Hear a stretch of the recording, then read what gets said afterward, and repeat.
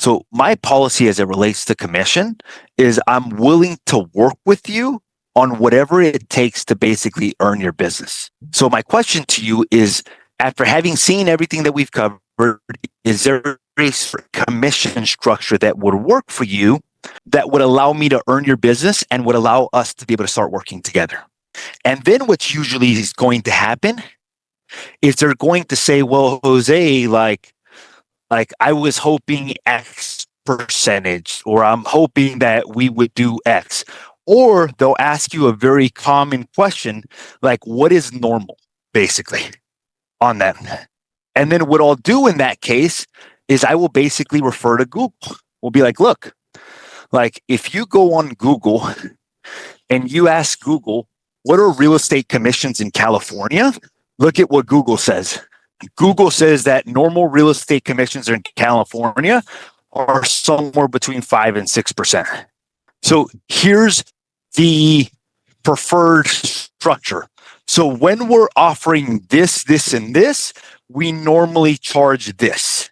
Or you could just say, hey, look, like here's the structure. Normally we charge 6%.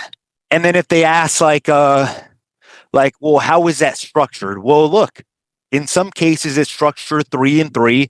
In some cases it's structured differently. The way that I typically like to structure it when we're offering this, this, and this is this and this. So like in some cases it's like, hey, look, the normal way that we structure it is 4 and 2, or 3 and 2, or 2.5 and 2.5, or 3 and 2.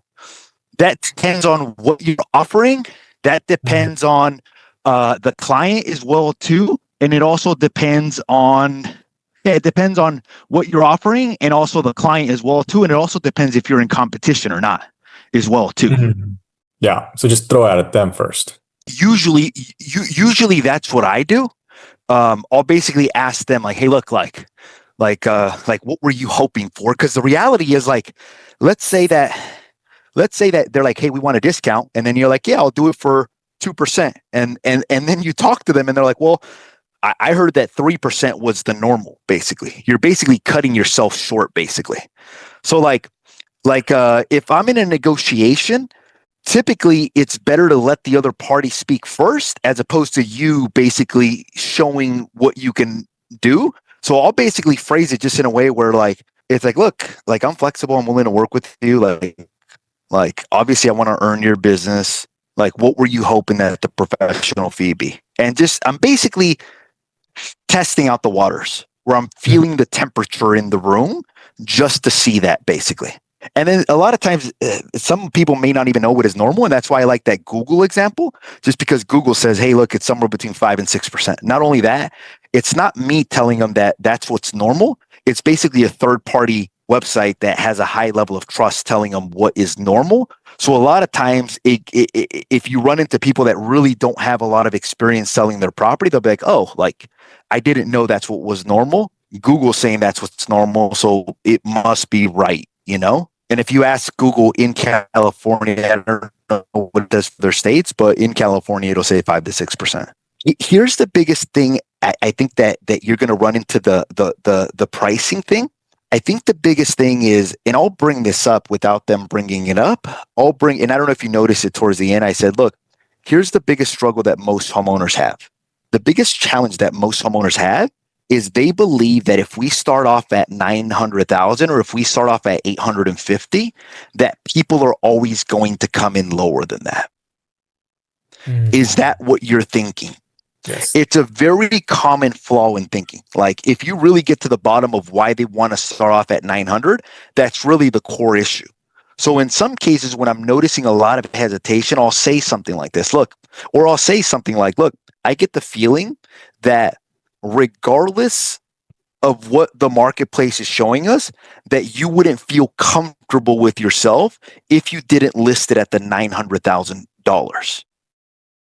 I feel like you would feel like, hey, look, I didn't really give it a shot at the number that I wanted, and I'm kind of cutting myself short if I start off with that number. Mm. And then you'll get the feeling like, yes, that's really what it comes down to. And then I might say, well, look, I also get the feeling that if you were to list it at 850, that your thoughts are, well, if I list it at 850, like people are always going to come in lower than that. And they'll be like, yeah. I'm like, what if I told you that that wasn't the case and that people will bid on the property whatever they feel is worth? Or what if I told you that the listing price doesn't mean that that's the sales price? But I think just being aware and being able to put that out there, that a lot of people believe that, hey, look, like if I start off at this price, people are always going to come in lower, and being able to put that on the table. Like, so I think part of it is being able to put things on the table. Like, so some cases, like I have this lady who's like 40 years in her home, and I'll say, look, because she's hesitating at the end. I'm like, can I be fully transparent with you? She'll be like, yeah. I'm like, here's the feeling that I'm getting. The feeling that I'm getting is that because you've lived for 40 years in this property, it's somewhat a little bit challenging for you to vision to be able to sell the property. And I feel like selling it is the easy part, like meaning like, you know what has to be done to sell it. I've got no problem selling it. Really, a little bit more complex part is probably the emotional challenges that come along with selling of the property. Would you agree with that? And then they'll open up to you, like, and then at that point, you're connecting with them on an emotional level. Because you're like, so I guess like being able to notice certain things and having the ability to put them on the table, basically. It's almost like if you and a significant other are having like a discussion, and you're like, what's wrong? What's wrong? What's wrong? And she's like, nothing, nothing, nothing. And he's like, okay, well, nothing's wrong. You know, that's one of the options. Hey, nothing's wrong. She said nothing's wrong, whatever. The other option is be like, hey, look, I kind of get the feeling, and correct me if I'm wrong, that part of the reason I'm noticing a lot of hesitation in you opening up to me is because of X, Y, and Z, or it's because of X, Y, and Z reason. Is that true? And she's like, yeah, I didn't like that you did that. Yep. I apologize. Let's talk about it.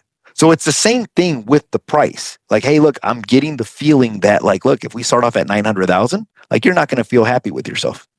You're going to feel like you undersold the property or like you didn't give it a fair shot.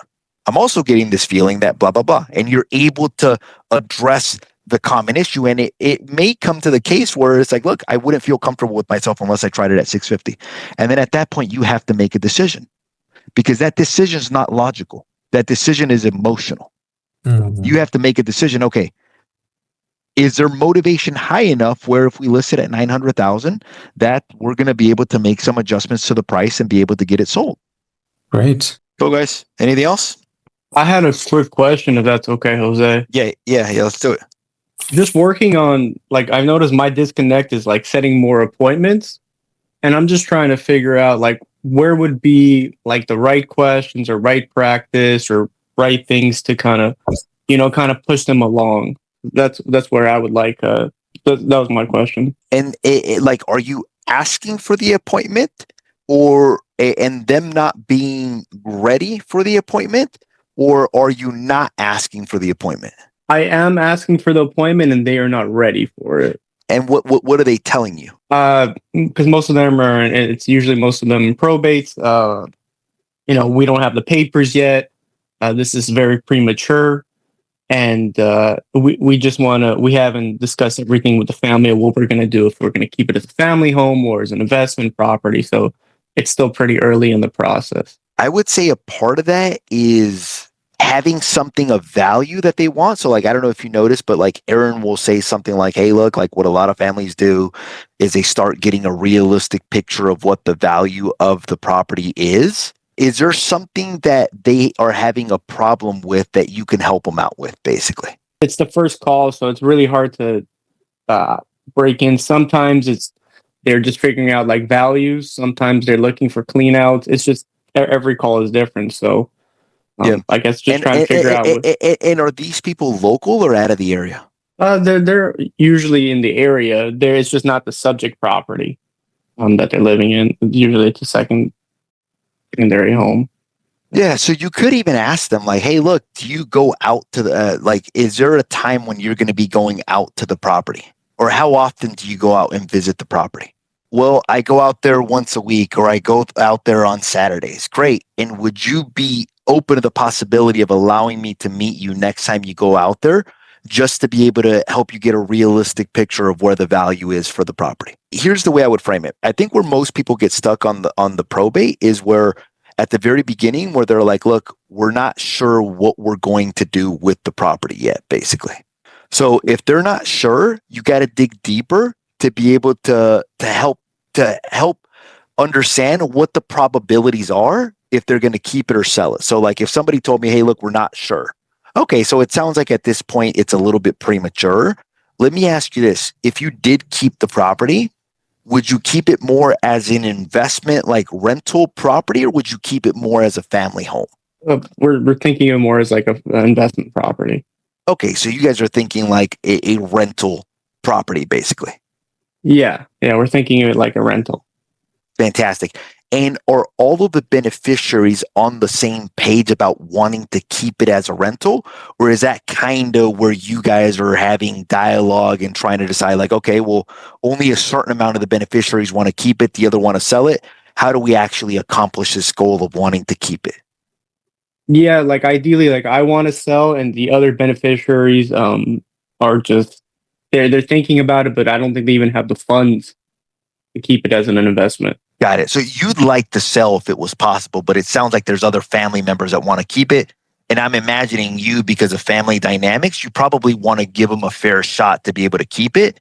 If they're able to keep it at the same time, you're kind of thinking like, hey, look, are they able to qualify or are they not able to qualify basically to be able to keep it? Yeah, that's exactly right. So we want to give them a fair shot because it's all family, but it just I don't feel like they can afford it. Got it. I understand that. And if it's not too personal, you mind me asking how many of the beneficiaries would like to keep it versus how many of them would like to sell it It's me and two other siblings. that want to sell it? Exactly. No, And then how it's many? me that wants to sell it, and two want to keep it, brother Okay. and sister. So basically, you want to sell it, and then you're the administrator, but they want to keep it, basically. Yeah. And then what makes you think that they wouldn't qualify for the property? Well, because they already own a house and they don't have the best income and credit, so to get them an investment property, I just don't see how they could financially afford it because everything's so high right here. Okay. And let me ask you this. If it was possible for them to keep the property, would you be okay with that? If it was possible, yeah. Okay. What if I could help you at no charge explore the possibility with them to see if it's possible for them to be able to keep the property? That way you give them a fair shot to see if they can actually do it. And then if they can't do it, then at that point, obviously the only decision after that is to sell it. Is that something that you would be open to that? Yeah. How would you be able to do that, Jose? Okay. So there's two different ways that we can handle that. One of the ways is that we can have a family meeting and we can go over like different numbers and different ways of structuring this if they did want to keep it. Because the reality is there's so many different loan products. And the reality is they already own 66% of the property, meaning like they own 66%. They only not own 33%. So there may be some financing programs that are able to help them with that. That's the first way of doing it. The second way of doing it is where you allow me to talk to them and I help them fully explore what it would look like in terms of them being able to keep the property, like meaning like what their payment would be, if they would need any money down, what they can rent out the property. That way they have a full picture of that. Which one of those would be better for the family? Ideally, I think it would be great if you could, if possible, reach out to them and, Okay. and see what they see what makes sense. Just so because I don't know where their head is fully at, and maybe a third party would get some more clarity. Yeah, what's their first name? One is Jack and the other is Ashley. And then Jack, is that the same last name as you, I'm imagining? Yeah, exactly. And then what about Ashley? What's her last name? Same last name. None of them are married. Okay. And then what's the best phone number for Jack and what's the best phone number for Ashley? Jack is 123 and Ashley is 123. Okay, so here's what I'm going to do if you're okay with it. I'm actually going to reach out to them. I'm going to introduce myself to them. I'm going to let them know that you gave me the number. And then I'm going to help them fully explore that option to see if they're able to keep the property. If they're able to keep the property, fantastic. I'll communicate that to you. And then I'll help guide you guys as to what the best way to keep it. If they're not able to keep it, I'll also let you know that. But at least this way you gave them a fair shot and they feel like, hey, look, like you were sensitive to their needs of wanting to keep the property. Would you be okay with that? Yeah, I would be okay with that. Now, here's the only thing I wanted to ask from you. After we hang up, you're probably going to become the most popular person in town. Like, meaning like you're going to be receiving phone calls from everybody. Like everybody is going to be calling you and they're going to be saying like, hey, what are you going to do with the property? Like blah, blah, blah. Here's my question to you. If you did put it on the market, do you already have an agent that you would work with or are you open in that department? I don't have an agent, then we're open to working with you, Jose. Okay. Okay. So you'd be open to working with me. Now, let me ask you this, like with all the phone calls and everybody calling you, like how will you remember me? Like, or what should I say for the next time that I call that you remember that we actually had a pleasant conversation about this? That's a good question.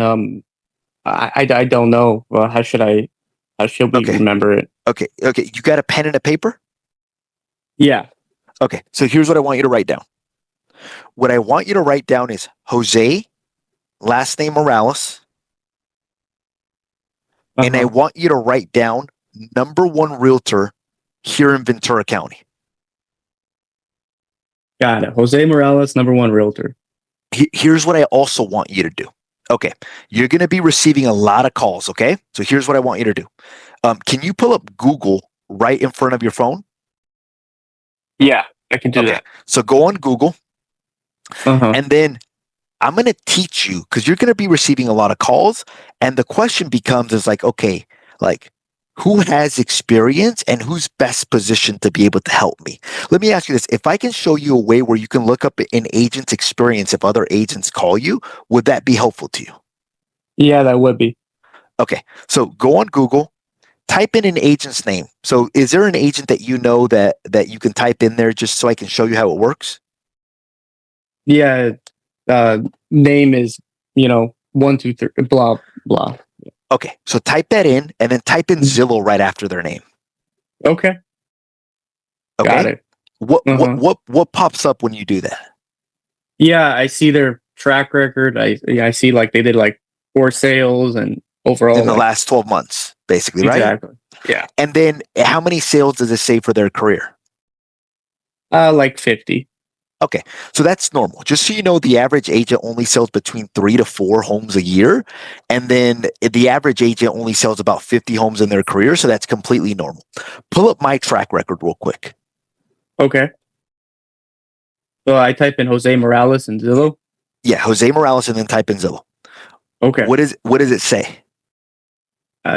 You have a lot of sales. Got a lot of. What does it say? Verticals. 100 and some? Exactly.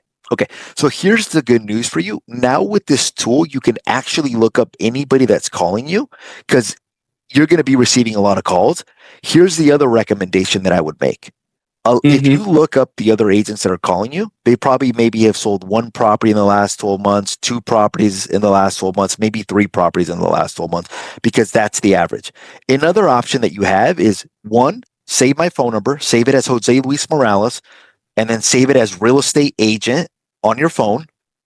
And then here's the other thing. If I were you, knowing that everybody else that's going to be calling you only sells about 1 or 3 properties, I would probably stop answering the phone and just save my phone number. Wow. Yeah, no, that makes sense. We want someone who has experience to get the job done. Okay. And do you have any other questions for me, or is there anything else that I can help you out with? No, we're looking forward to you connecting with the family and seeing what we can do next. But we appreciate that. Okay. And then I'm going to send you a text message right now with my information. Could you save my phone number on your phone and could you put real estate agent and then maybe like a smiley face after that, knowing that we had a good conversation? Yeah, I'll do that. Okay, sounds great. All right, so I'm going to reach out to your brother and I'm going to reach out to your sister, and then I'm going to keep you updated as I continue to work with them. Is that okay with you? Yeah, that's perfect. Okay, fantastic.